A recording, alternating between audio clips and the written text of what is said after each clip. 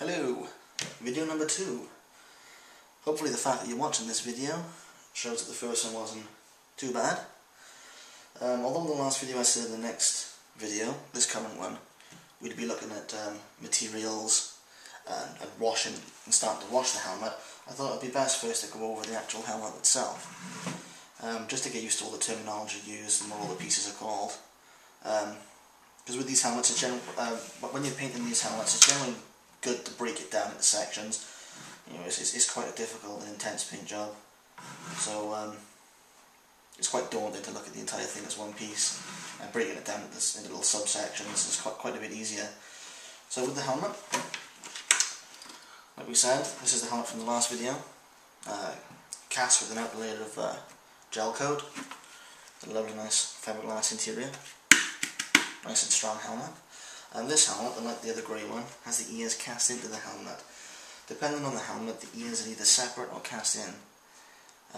With these separate ears, you can either glue them on, or like the screen used, you can bolt them on. Later on in future videos, I'll show you how to bolt these on. Same goes for this here as well. Some helmets will have this already cast in, others won't. Generally, if the helmet doesn't have it cast in, they usually come with a little cast resin one. I'm not sure if I have one at hand. There's also a member of the dented helmet that will also create them out of aluminium, and they're really well worth it. In fact, this one over here has an aluminium one installed.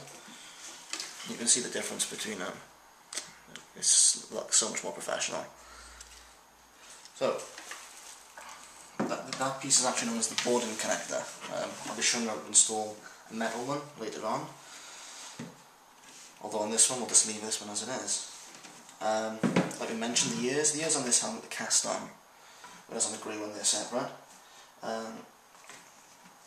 It features this lovely setup here, which is very similar to the screen used.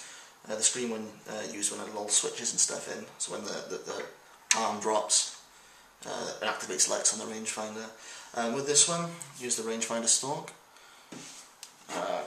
cast in resin with a brass bar going through, a little brass rod going through the centre of it. This is for strength. This quite simply clips down into the ear cap, into the up position. Obviously then you need a screw inside to securely hold it in place. You then have an outer ear cap. This is this little detail piece. This now, with these little nibbins, or whatever you want to call them, simply slots in, matched it up with the holes on the back, place it in, push, and it's in position. One of the key attributes of this helmet, or of Boba Fett, is of course is Rangefinder, or Targeter, whatever you want to call it. Now this helmet has a very ingenious attachment method. Simply take the rangefinder, which comes with the helmet, all cast in clear resin, nice and clean, no air bubbles, nothing. And they're quite simply, the brass rod runs inside, clips down. That'll then simply attach to the helmet. Done. Obviously you'll put a little bit of glue on there to permanently attach it. Okay, so we'll break the helmet down now to what I call each individual section of the helmet. And this will help when we start painting it. I can give some, tell you what pieces, oh, I'm losing myself here.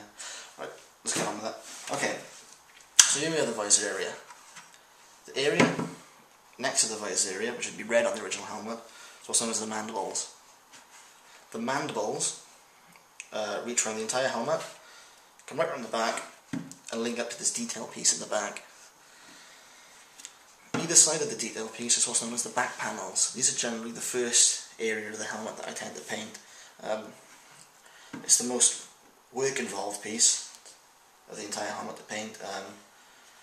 It's very difficult to get right, especially this side. To get a nice thin detailing is quite difficult to achieve the screen used look. Back to the front of the helmet now. So we have the mandibles. We already have the ears, which we've already said, and the outer ear cap. We then go to the upper cheek. This is the black detailing section, and beneath that we have the lower cheek, or the cheek. And to finish the helmet off then, we have the dome, which features the dent, and later on, the kill stripes. That's the basic rundown of the helmet. You really need to break this helmet down when painting it. It's such an intense and detailed paint job to consider it as one entire piece is quite daunting. So breaking it down into individual sections really does help. So yeah, onto the materials.